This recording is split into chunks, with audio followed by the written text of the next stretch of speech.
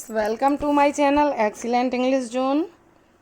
तो आज हम पढ़ने जा रहे हैं 12th क्लास के first lesson a girl with a basket की एक्सप्लेनेशन। तो आज हम पैसेज के एक्सप्लेनेशन पढ़ेंगे। तो इम्पॉर्टेंट पैसेज जो हमारे लेसन के हैं उसमें से फर्स्ट पैसेज है the platforms were packed with people. Sikh, Muslims, Hindus, soldiers, merchants, priests, porters, beggars, hawkers. Almost everyone was barefoot and dressed in loose white garments. I would ask at least 3 people before I could find one who spoke English. We would talk world affairs and every major topic the news of the day produced. In this way, I was trying to get a feel of the pulse of the nation, checking opinion against official attitudes and reports. इस तरह से हमारा first important paragraph है the platform were packed से लेकर attitudes and reports तक। तो इसका जो रेफरेंस रहेगा तो वो हमारा रहेगा these lines have been taken from the lesson A Girl with a Basket written by William C. Douglas. William C Douglas की विशेषता हम कॉमा लगा कर लिखेंगे A Judge of Supreme Court of America। तो इस तरह से हमारा रेफरेंस हो गया। कॉन्टेक्स्ट में हम लिखेंगे क्योंकि जैसे हमने इस पैराग्राफ में पढ़ा है कि इसमें बताया गया है कि platforms were packed with people. जो प्लेटफॉर्म्स थे हमारे वो लोगों से भरे हुए थे और सिख, मुस्लिम, हिंदू, मर्चेंट्स, प्राइस। तो इससे हमें पता चलता है कि ये प्लेटफॉर्म पर लोगों की कंडीशन, प्लेटफॉर्म कैसे थे, ये डिस्क्राइब कर रहा है पैराग्राफ। तो इसी के अकॉर्डिंग हम कॉन्टेक्स्ट बनाएंगे और कॉन्टेक्स्ट हमारा होगा इन these lines the author describes the people gathered on the platforms and his efforts to know the feelings of Indian people towards their country। मतलब हम इसमें बताएंगे कि इन दीज लाइन्स, इन पंक्तियों में the author describes the people, author उन लोगों के बारे में डिस्क्राइब कर रहा है गैदर्ड ऑन द प्लेटफॉर्म, जो प्लेटफॉर्म में एकत्रित हैं, प्लेटफॉर्म पर एकत्रित हैं या भरे हुए हैं। एंड हिज एफर्ट्स, और अपना वो प्रयत्न भी बताता है टू नो द फीलिंग्स, जिससे वो उन फीलिंग्स को जानने की कोशिश कर रहा था ऑफ इंडियन पीपल, उन भारतीय लोगों के टुवर्ड देयर कंट्री, अपने देश के प्रति।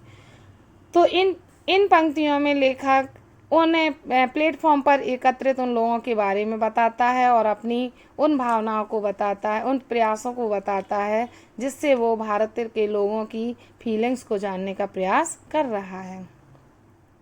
एक्सप्लेनेशन हमारा होगा, तो एक्सप्लेनेशन में सबसे पहले हम बोलने वाले का नाम लिखेंगे। तो इसमें ऑथर खुद बोल रहा है। तो द ऑथर सेज दैट, लेखक कहता है कि the platform of each station were full of different types of people. Her station के प्लेटफॉर्म जहाँ पर वो उतरा वह डिफरेंट टाइप्स ऑफ पीपल, भिन्न भिन्न प्रकार के लोगों से भरे हुए थे। दे वर हिंदूज और मुस्लिम्स, सिख्स इन रिलीजन, वो धर्म में हिंदू, मुस्लिम और सिख थे। Some of them were soldiers, merchants, priests, porters, beggars and hawkers. उनमें से जो कुछ थे वो सोल्जर्स थे, सिपाही थे, मर्चेंट थे, प्राइस पुजारी थे, पोर्टर कूली थे, और बैगर्स भिखारी एंड हॉकर और फेरी वाले थे। दे वर बेयर फुटेड, वे नंगे पैर थे, and in loose white garments, और ढीले ढाले सफ़ेद कपड़ों में थे। To know the feelings of Indian people, भारत के लोगों की भावनाओं को जानने के लिए ही tried to talk to Indian speaking people, उसने भारत के लोगों से, इंग्लिश बोलने वाले भारतीय लोगों से बातचीत की। They talked about incidents of whole world, उन्होंने सारे संसार की घटनाओं के बारे में बात की। And every major topic, every important news of that day, और उस दिन की हर इम्पॉर्टेंट न्यूज़ के बारे में बात की। तो इस तरह से हम उस पैराग्राफ को एक्सप्लेन करेंगे। तो ये हमारा एक्सप्लेनेशन है इस फर्स्ट पैसेज का। अब चलते हैं सेकंड पैसेज की ओर, और सेकंड पैसेज है हमारा इम्पॉर्टेंट पैसेज है, at one station my routine of talking with the people was interrupted. एक स्टेशन पर मेरा जो रूटीन था लोगों से बात करने का वो बाधित हो गया। एज सुन एज आई अलाइटेड, जैसे ही मैं उतरा, a group of young children gathered around me, छोटे बच्चों के एक समूह ने मुझे चारों ओर से घेर लिया।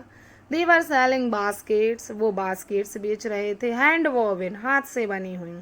रीड बास्केट, सरकंडे से बनी हुई डलियाँ बेच रहे थे। With simple design and pattern, और वो बास्केट सिंपल डिज़ाइन और पैटर्न की थी। They held the baskets high shouting birds, वे अपनी बास्केट को ऊंचे उठाए हुए थे और चिल्ला रहे थे। आई डिडंट नो, मैं उनकी भाषा तो नहीं जान पाया, बट कन्वेइंग अनमिस्टेकेबली देयर डिज़ायर, लेकिन बिना किसी गलती के उनकी इच्छा को समझ गया। तो ये है हमारा सेकंड पैराग्राफ जिसको हमें एक्सप्लेन करना है। तो रेफरेंस तो सेम रहेगा और कॉन्टेक्स्ट अब हमारा इस पैराग्राफ के अकॉर्डिंग होगा। तो हमने इस पैराग्राफ के अर्थ को अभी समझा और जाना कि ये पैराग्राफ उन बच्चों के बारे में बता रहा है जो वहाँ पर अपने हाथ से बनी हुई डलियाँ को बेच रहे थे, जिन्होंने लेखक को चारों तरफ से घेर लिया। तो हम कॉन्टेक्स्ट में लिखेंगे, in these lines the writer describes those refugee children who surrounded to the author at the station. इन पंक्तियों में लेखक उन शरणार्थी बच्चों के बारे में बताता है जिन्होंने लेखक को स्टेशन पर चारों तरफ से घेर लिया। हम इसको आगे और भी बढ़ा सकते हैं कि they were selling baskets, they wanted to sell baskets to the author, ये लिख सकते हैं। तो अब एक्सप्लेनेशन देखते हैं हम क्या बनेगा हमारा। तो सबसे पहले तो हम the writer says that he लिखेंगे। कुछ चीज़ें आपको ध्यान रखना है कि जब हम रेफरेंस लिखेंगे तो दीज लाइंस लिखेंगे, कॉन्टेक्स्ट लिखेंगे इन दीज लाइंस लिखेंगे, और एक्सप्लेनेशन लिखेंगे द राइटर सेज दैट। इसमें भी इन दीज लाइंस लिख सकते हो, लेकिन इतना ही काफ़ी है, the writer says that. When he was travelling, लेखक कहता है कि जब वो यात्रा कर रहा था, he got down at every station, तो वो हर स्टेशन पर उतरा। And talk to the English speaking people, और वो अंग्रेजी बोलने वाले लोगों से बातचीत की। बट एट वन स्टेशन, लेकिन एक स्टेशन पर, as soon as he got down, जैसे ही वो उतरा, a group of young children surrounded him, छोटे बच्चों के एक ग्रुप ने उसे घेर लिया। दे वर सेलिंग बास्केट्स, वो बास्केट्स बेच रहे थे, डलियाँ बेच रहे थे। They were made of reed, और वो बास्केट से सरकंडे से बनी हुई थी, रीड बास्केट थी।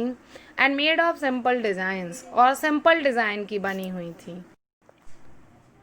The children held there baskets high and shouting word in Hindi, उन बच्चों ने अपनी टोकरी को ऊंचे उठाया और हिंदी में वो शब्द चिल्ला रहे थे, कुछ कह रहे थे। The writer could not understand their words, writer उनके शब्दों को नहीं समझ सका। But he understood their desire, लेकिन वह उनकी इच्छा को समझ गया। दैट कि they wanted to sell their baskets, कि वे अपनी टोकरियाँ बेचना चाहते हैं। तो इस तरह से इस पैराग्राफ में लेखक ने बताया कि किस तरह से वो शरणार्थी बच्चों ने उसे घेर लिया और वो बच्चे टोकरियाँ लिए हुए थे, टोकरियाँ बेचना चाहते थे, और वो किस तरह से बर्ड्स चिल्ला रहे थे। मैं उन शब्दों को तो नहीं समझा, लेकिन उनकी इच्छा को समझ गया। थर्ड पैसेज है हमारा, these were refugee children when partition between India and Pakistan was decreed, hundreds of thousands of people pulled up their roots and change their residence. कहते हैं कि ये बच्चे जो हैं वो रिफ्यूजी बच्चे थे, और जब भारत और पाकिस्तान का बंटवारा हुआ तो हजारों लोगों को अपना निवास स्थान चेंज करना पड़ा, बदलना पड़ा। 9 मिलियन पीपल लेफ्ट पाकिस्तान ना, 90 लाख लोगों ने पाकिस्तान छोड़ा एंड केम टू इंडिया, और भारत आए, driven by the fear of religious fanaticism, धार्मिक उन्माद के डर से, हाके जाने के कारण, भगा दिए जाने के कारण उन्हें पाकिस्तान छोड़ना पड़ा और भारत आना पड़ा। They were poor people to start with, वो शुरू से ही गरीब थे। They were poor as they began their long trek, और वो और भी पुअर हो गए जब उन्होंने इतनी लंबी यात्रा तय की। फॉर, क्योंकि they could carry was a bit of food and a few belongings, वो अपने साथ केवल थोड़ा सा भोजन और कुछ सामग्री ले जा सके। सून दे वर आउट ऑफ फूड, और शीघ्र ही वो आउट ऑफ फूड हो गए, भोजन उनका समाप्त हो गया। A few days after they started, यात्रा शुरू करने के कुछ ही दिन बाद उनका भोजन समाप्त हो गया।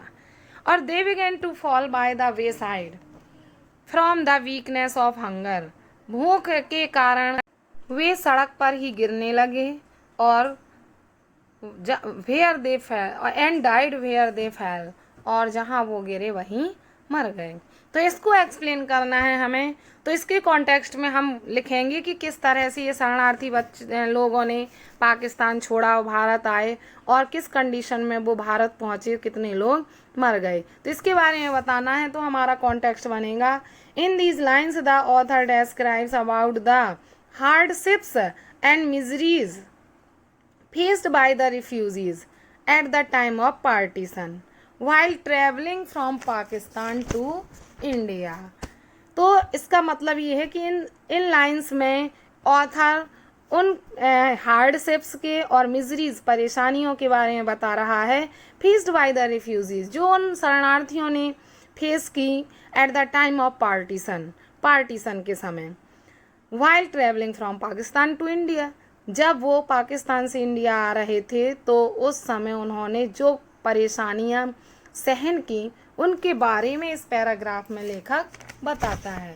तो अब हम इसे एक्सप्लेन करेंगे कि लेखक क्या बताता है। तो देखिए एक्सप्लेनेशन होगा हमारा, the author says that during partition between India and Pakistan hundreds of thousands people came to India from Pakistan.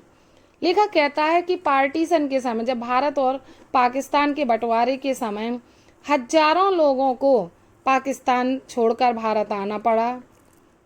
They were poor people, वो बहुत गरीब लोग थे। And then become even poorer, और फिर और भी गरीब हो गए। When they begin their journey to India, जब उन्होंने अपनी भारत के लिए यात्रा शुरू की। They could only carry a little food, वो अपने साथ थोड़ा सा ही भोजन ले जा सके। सम अदर आर्टिकल्स, कुछ सामग्री। But their journey was so long, लेकिन उनकी जो यात्रा थी वो इतनी लंबी थी that their food was exhausted, कि उनका भोजन शीघ्र ही समाप्त हो गया। After a few days they became hungry, कुछ दिनों बाद वे भूखे हो गए एंड वीक, कमजोर हो गए। They began to fall due to weakness, वो कमजोरी के कारण गिरने लगे। And died on the way, और रास्ते में ही मर गए। तो इस तरह से हम इस पैराग्राफ को एक्सप्लेन करेंगे। तो हमने उसी के अर्थ को अपनी लैंग्वेज में सेंटेंस बनाकर यहाँ पर लिखा और एक्सप्लेन किया। इस तरह से अगर आप लिखेंगे तो 8 आउट ऑफ 8 मार्क्स आप पाओगे। तो अभी आपके 3 इम्पॉर्टेंट पैराग्राफ हुए हैं, 2 मोस्ट इम्पॉर्टेंट पैराग्राफ अभी इसमें रह गए हैं, जिसे मैं नेक्स्ट वीडियो में कवर करूँगी। आज के लिए इतना ही। Thanks for watching video.